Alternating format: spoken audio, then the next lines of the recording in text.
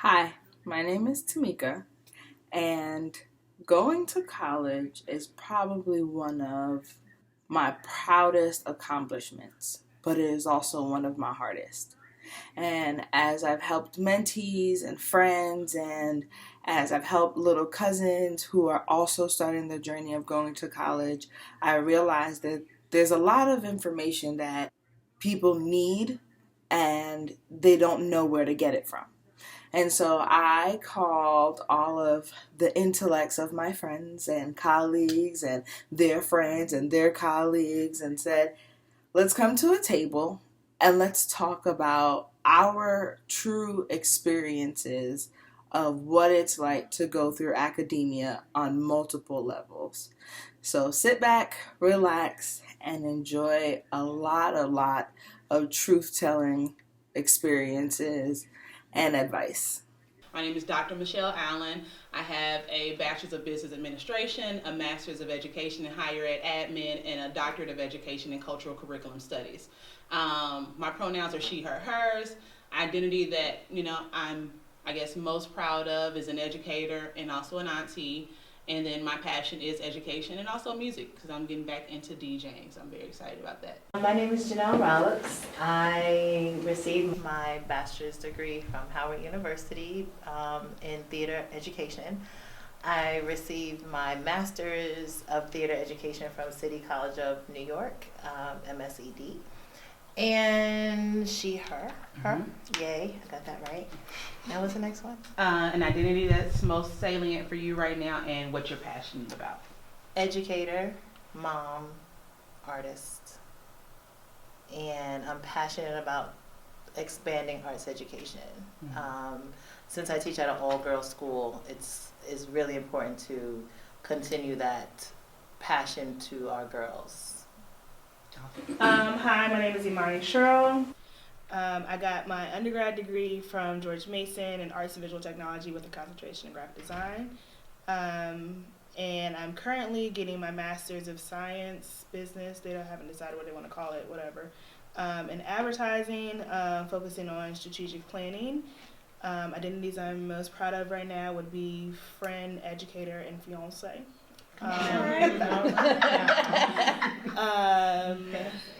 Something else I was supposed to say. What's your passion about? They would have to be a cross section between culture and communities right now. Dwayne Payton. I have my Bachelor of Science, Psychology from George Mason. Then I have my Master's of Education in School Counseling from James Madison University. Pronouns he, him, and hims. Yeah. What am I most passionate about now? That's hard. I would say anime and cooking. I'm about it right now. And then identities, I would say Black, educated, gay man. That's me. I'm Crystal Freeman. I am from Bainbridge, Georgia. Got my bachelor in science, or bachelor's in biology from Albany State. My doctor of pharmacy from University of Cincinnati. Pronouns, she, her, hers. I also have never been asked that question before. Identities, friend, pharmacist, comedian. Girl. I am hilarious. Well, and, we all just laughed. Passion, that's kind of tough. If I had to say right now, probably like more along the lines of like health education, trying to educate like specifically the Black community about things that we're not very well aware of when it comes to our health and things like that. So hello everyone, I'm Jordan Devon Henderson. My degrees are in special education undergrad and professional counseling with the emphasis in higher education administration. That's my master's degree. And then my pronouns are he, him, and his. And then my identity that's most salient to me is first being Black, second being a male, and then third will be African American gay male. My passion is where do I start? But to make it simple, my passion is seeing something grow from nothing. Being able to pour into something, whether that be someone, a project, a cause, an initiative, or something like that, but just being able to see growth within myself and within what's around me. So yeah, that's me in a The nutshell. first thing is, how did you go about picking your major? Like, what did you choose to major in? Did you make that decision in high school? Did you come in undecided? Like, how did you go about choosing what you wanted to major in? It took me a while to actually choose psychology because a lot of people were like, you're not going to make money doing this and doing that. You got to go to school, get another degree. And then I started researching and trying to find like, okay, maybe I can do this. Then I looked at the requirements. Like, I was like, maybe I can be a doctor or something. And I was like, chemistry and biology, no. Organic chemistry, no, not doing that. Next, engineer, a lot of math, no.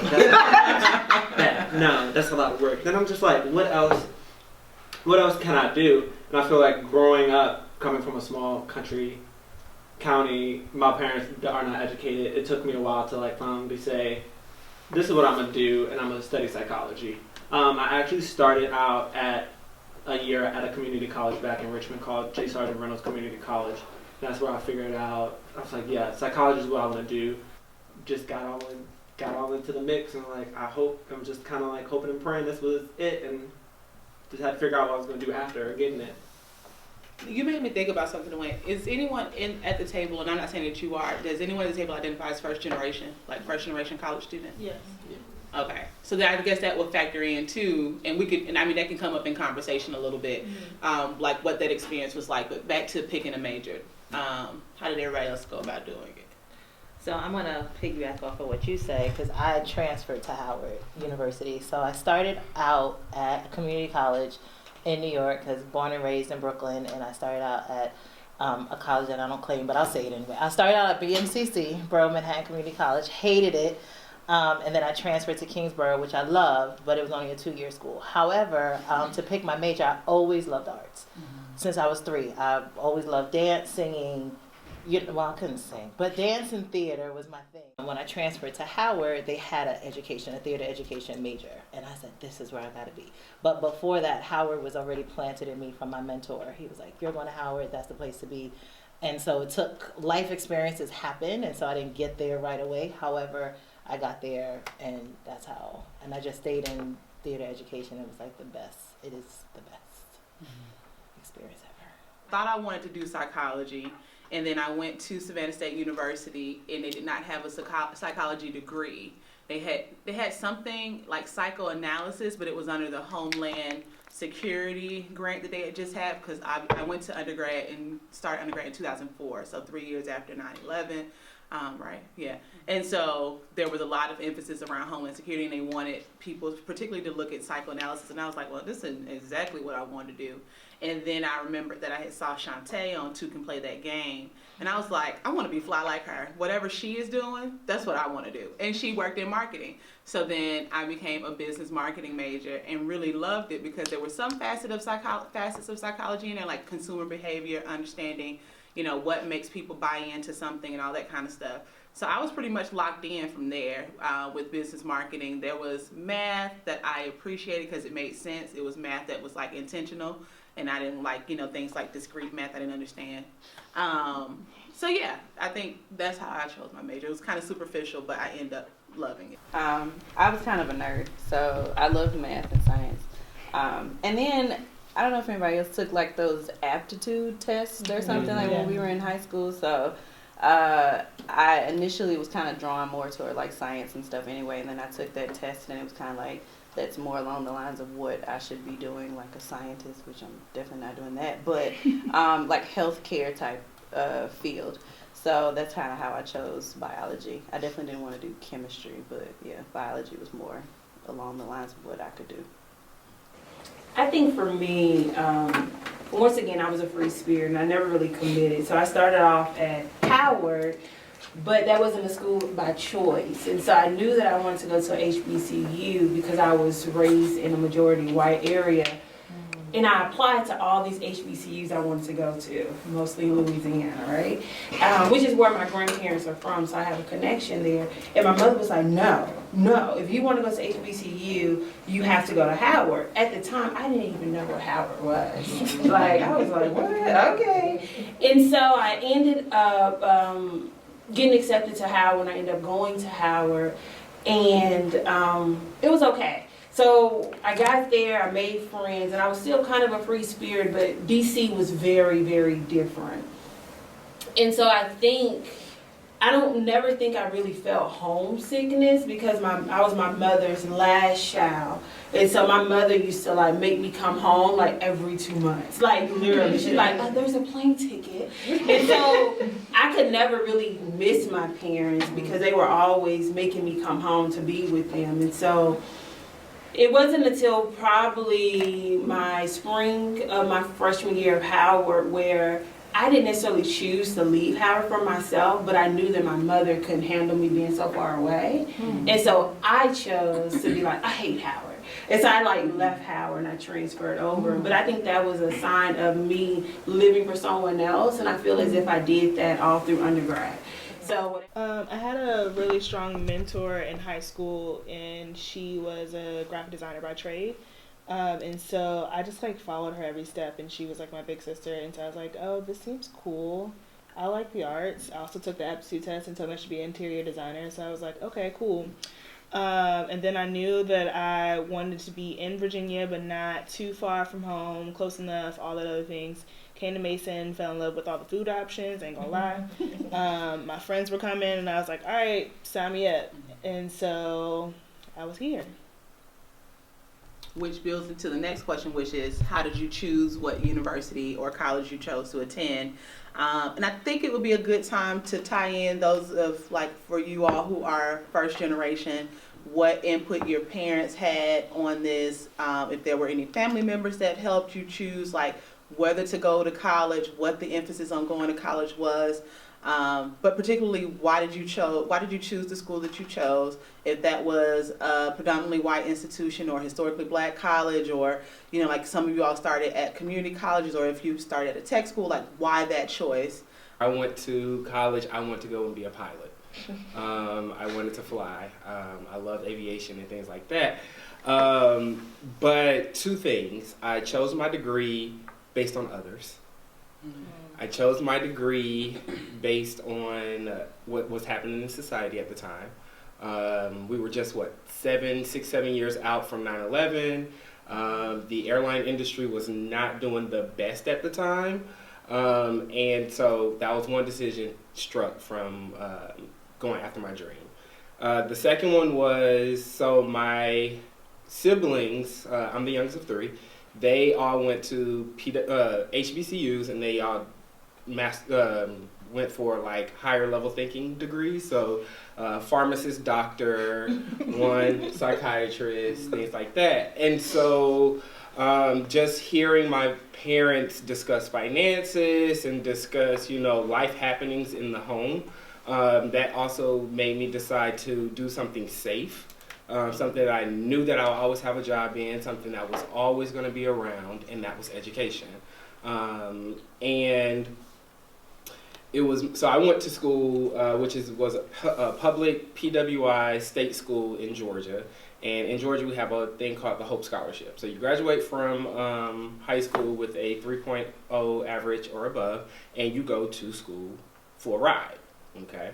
So I took advantage of that. All 4 years I was on scholarship, and so that honestly afforded more other things to happen in my college career that cost money, things like that. So yeah. So I would like to say that I did not actually know what a PWI or an HBCU was when applying for schools. In New York, that just wasn't a big topic coming from my guidance counselor. My school counselor didn't really kind of emphasize that there are these different experiences that can be had. And I literally picked it. Picking Mason was like picking out of a hat for me. I was like, get me out of New York, get me away from anybody that I even know. I'm running and I'm out. And that was really it. This was a time at 17 I wanted to just make a whole new life for myself, and college was that opportunity. And so I left New York and I came down to Virginia, which is about 4.5 hours away, and I I guess it was worth it in terms of like learning the experience. But now that I know, what I would research about a school and what that school holds and what it offers as opportunities, it's more than just like, oh, I like the school and the campus is nice and maybe, you know, it also is the safe options. At that time, Mason was offering 4 years of living on campus, like guaranteed. And I was like, at that time, I was like, yo, I need someplace to live. Like, where am I going to live? And so it was all of these safety options of like, okay, yeah, you can go far, but what are going to be your safety nets within that? And so I kind of just chose randomly. I don't feel like I really got the chance to choose my school for myself. I got a full scholarship to the school that I ended up going to, and I really wanted to go to another school, and I did not get a scholarship. And so it's basically like, you don't have a choice here. I didn't really have the opportunity to, or I didn't really have like the advantage of having parents who could pay for me to go to school. So it was pretty clear that I had to go to Albany State, which I got there, and I hated it for the first year. I didn't really know much about HBCUs. The school that I went to in high school was pretty even, pretty 50-50, black, white, very small, 0.1% other thrown in there. We're a very small country town. It's very cookie cutter. But, so I didn't know, like, that was what I was used to. So going to a PWI to me would have felt more similar to what I was used to. Like, I would have seen more faces that looked like what my high school looked like. So to go to a HBCU where it's like nothing but black people, I'm like, who are these people? I don't want to be here. So that was a very tough transition for me in the beginning. And then eventually I grew to love it. It was refreshing, actually, to be around people who looked like you, thought like you, had similar experiences to you. So I definitely appreciated the HBCU experience that I had in undergrad. But yeah, as far as picking a school, no. That was predominantly all black.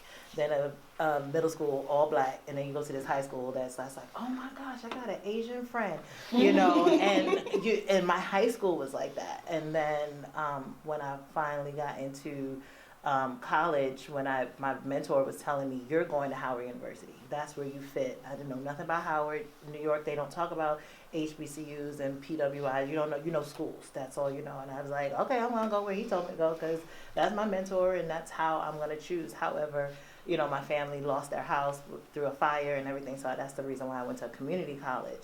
And my community college was like my high school. It was very colorful with a lot of different people. And when I eventually got to Howard, it was like, oh, these black people, what is going on? I need to see some type of milk in here. It was too much. It was too much. It was really too much. Okay. It was really too much. It was like, and it took me a while to adjust to that because I was not used to it coming from high school and then into community college, and then New York being the way New York is with a lot of different people, and then going to HBCU in the Mecca of DC. It was like, this is just too much.